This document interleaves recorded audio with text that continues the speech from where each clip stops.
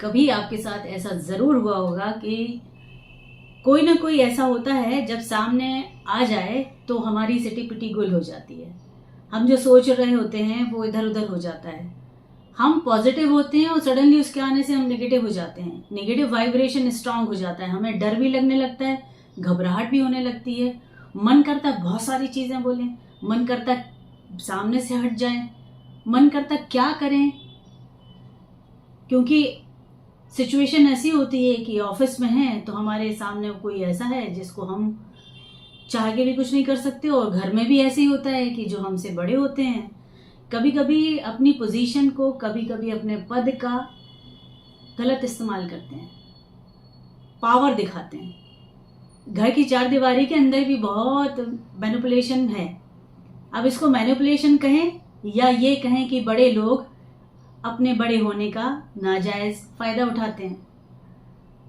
उनका कहना चाहिए, उनको ये करना चाहिए कि वो बड़े हैं तो अपने छोटों को कैसे साथ में लेके चलना है, लेकिन नहीं, उनको तो ये है कि हम छोटों की गलतियां, अब अगर गलती से कोई बाहर वाली लड़की है, बहू है, बाहर से आई हुई जो है, जिसको कुछ पता नहीं है इसके घर के बारे में और बहुत सारी चीजें में उसको कमियां हैं, तो जो बड़ा होता है वो कमियां निकालता है। इसी तरह ऑफिसेज में होता है, जो बड़े होते हैं, जो बड़े पद पे होते हैं, जो बॉसेस के रैंक में आने वाले लोग होते हैं, वो हमेशा हमेशा कोशिश करते हैं जहां क्रेडिट ना देना हो वहां पे सामने वाले की गलतियां निकालते रहना, जानबूझ के निकालते रहना, और उसको ये इंडिकेट करना कि आपको क्या नहीं आता है, आप कमतर हैं, आपको बहुत सारी कहना चाहिए आप में गलतियां हैं, लेकिन हम बहुत समझदार लोग हैं, बड़े हैं और आप पे रहम कर रहे हैं और आप उनके साथ इसलिए काम कर पा रहे हैं। तो ये किस किस के साथ होता है, सबसे पहले तो इस पर टिप्पणी करिएगा और इस विषय पर हम आगे चलते हैं कि अगर ऐसी सिचुएशन है तो आपको कैसे हैंडल करनी है।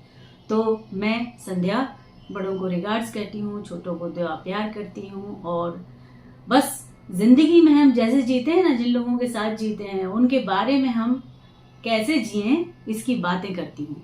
तो हम वापस मुद्दे पे आते हैं कि कोई हमारे सामने ऐसा जरूर होता है जो हमारी अच्छाइयों को नहीं देखना चाहता और उसने तय करके रखा होता है कि सारी कमियों को गिनाना है, लोगों को पहुंचाना है कि हम में कितनी गलतियां हैं। उसके दो बेनिफिट होते हैं उनके। एक तो हम उनसे डरे रहते हैं, हमें लगता है कि भाई ये किसी और से ना कह दें कि वाकई में हमें ऐसा तो नहीं है कि हम परफेक्ट हैं, हमें कहीं पे कुछ ऐसा परफेक्शनिस्ट किसी ने बना दिया है, ऊपर वाले ने हमको पूरी तरह से पूर्ण बनाया है, ऐसे किसी में हिम्मत नहीं है कि वो ऊपर वाले के अलावा कोई पूर्ण हो। सब में कमियां होती हैं, कुछ एक्सेप्ट कर लेते हैं और कुछ डिनाई करते करते मर जाते हैं। तो फिर मुद्दे पे वही बात है कि सामने वाले को तो पड़ी है ये कि इनकी अच्छाइयां हमें नहीं गिनानी है, बुराइयां गिनाने से फायदा, क्योंकि हम हमेशा उनसे कमतर रहेंगे, हम उनके सामने दबे रहेंगे, हम उनकी बातें सुनेंगे, हम उनकी डांट भी सुनेंगे, वो हमें कुछ अपशब्द कहेंगे तब भी हम सुन लेंगे। अब ये घर में जो बड़ी होती हैं हमारी या बड़े होते हैं हमारे, वो भी यही करते हैं और घर में भी करते हैं। घर में क्या होता है कि घर में वो जो लोग होते हैं हमारे अपने, जो खास इंटरनल घेरा होता है हमारे, पति से जुड़ा, पत्नी से जुड़ा, उनका फिर भी एक फितरत ऐसी नहीं होती है कि कंटिन्यूटी में, एक टाइम के बाद उनको भी ऐसा लगता है कि ठीक है अब गलतियां थी, हो गई हैं, पूरी हैं, अब हम सुलझा लेंगे, समझा लेंगे, अब घर की है। लेकिन अब जब बाहर देखेंगे, बाहर ऐसे लोग मिलेंगे ना, तो आज की बात सबसे पहले बाहर वालों की। बाहर वाले आपके रिश्तेदार नहीं हैं, बाहर वाले आपको कमा के नहीं खिला रहे हैं, आप काम करते हैं जिसका वो पैसा देते हैं, और अगर वो काम नहीं करा पा रहे हैं तो प्रॉब्लम उनकी है लाइफ में, क्योंकि हमारी क्वालिफिकेशन, हमारा जो डिग्री है, जो हमारे रिज्यूमे है, जो वर्क प्रोफाइल है, उसके हिसाब से हम आते हैं। अब वही चक्कर है कि हम करने को क्या आए हैं, करवा क्या रहे हैं, और उसके बाद बातें सुना रहे हैं। तो जब सामने वाला ऐसा हो जिसको आप सामने से नहीं लड़ सकते हैं, तो टेंशन लेने की जरूरत नहीं है। मन में भाई जितना मन करे सबसे पहले उसको बोल दीजिए, बक दीजिए जो मन कर रहा है। जो साइलेंट की बातें होती ना, वो सामने तक सन्नाटे में बहुत अच्छे से पहुंच जाती हैं। तो बिल्कुल भी डरना नहीं है उससे, क्योंकि जब हम डरने लगते हैं ना तो हमारे काम गलत होने लगते हैं, हम अनजाने में गलतियां करते हैं। तो डरना क्यों है?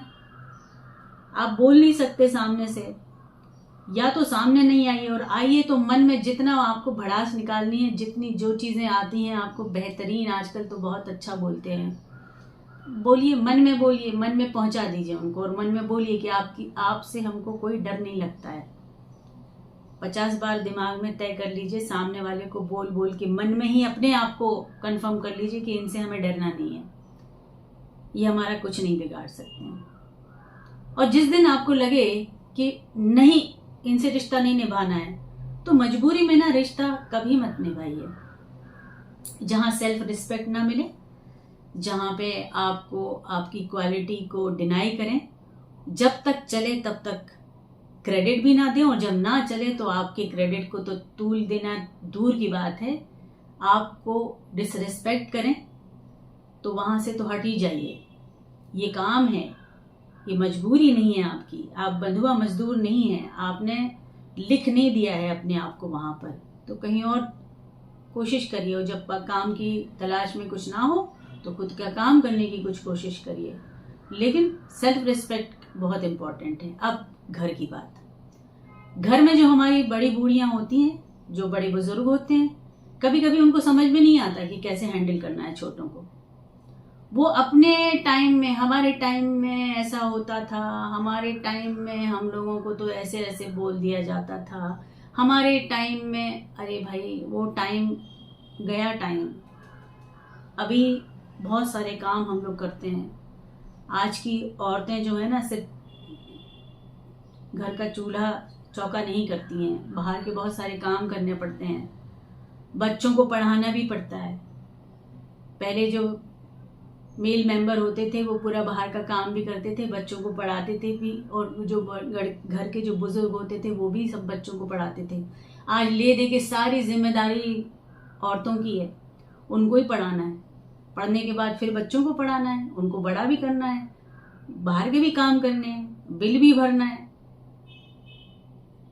भाई से भी लड़ाई करनी है, खाना भी बनाना है, बहुत सारी चीजें हैं। और वहां पे अगर कोई एक व्यक्ति ऐसा मिल जाए, ऐसी कोई अपनी बुजुर्ग, अपनी बड़ी महिला हो जिनको सिर्फ और सिर्फ क्रिटिसाइज करना है, तो मन खट्टा हो जाता है। वहां पे क्या करें? वहां पे आप उनको कोस नहीं सकते हैं, क्योंकि वो अपने हैं, उनको कुछ होगा फिर आपको भुगतना पड़ेगा। तो वहां उनको बैठ के उनसे बोलिए कि आप क्या चाहते हैं, आप हमारा काम देखिए, आप बैठिए, सारी चीजें हम आपको बताते हैं कि सुबह से लेकर शाम तक हम क्या करते हैं, और आपके टाइम पे आप लोग जो भी करते थे, इतना कंपटीशन नहीं था चीजों का, तो उनको समझाइए। और जब समझ में नहीं आए तो निग्लेक्ट कर दीजिए भाई। अब मतलब क्या है कि लड़ाई, दिमाग में टेंशन लेके जीने से तो कोई फायदा नहीं है। आप उनको समझिए कि वो बोलने के लिए बनी हुई है, या बोलने के लिए ही बने हुए हैं, वो बोलने दीजिए। इस कान से सुनिए, उस कान से निकालिए, अपने काम करिए, बेहतर है। अच्छी चीज कह रहे हो, अच्छी चीज सिखा रहे हैं तो बिल्कुल जरूर सीख लीजिए, क्योंकि बड़े बूढ़े अगर अच्छी चीज सिखा रहे हैं ना, बहुत कम जगह ऐसे रह गए हैं जो आपके साथ बुजुर्ग हों, और अगर अच्छी चीज सीखने को मिल रही है तो सर आंखों पर जरूर सीखिए। इक्का दुक्का 10-20% ऐसे लोग होते हैं जिनको मतलब सिर्फ और सिर्फ क्रिटिसाइज करना पड़ता है, लेकिन 30-40% ऐसे भी होते हैं जो बहुत अच्छी चीजें सिखा के चले जाते हैं। अगर हम उनसे अच्छी चीजें नहीं सीख पाएंगे ना, तो हम तो आगे अपनी जनरेशन को कुछ भी नहीं दे पाएंगे, हमारे पास कुछ भी नहीं बचेगा उनसे लेके उनको देने के लिए।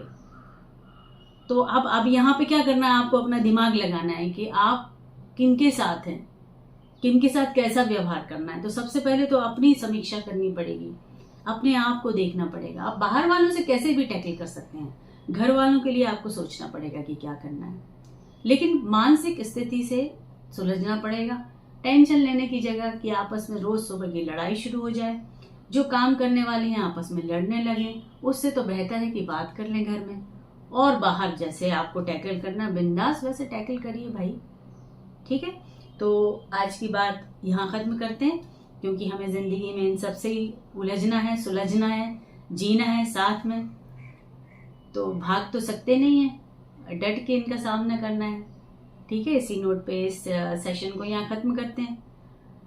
कमेंट कीजिए, लाइक कीजिए, शेयर कीजिए, और अगर ठीक लगे तो सब्सक्राइब कीजिए। ठीक है, okay, thank you so much and God bless you.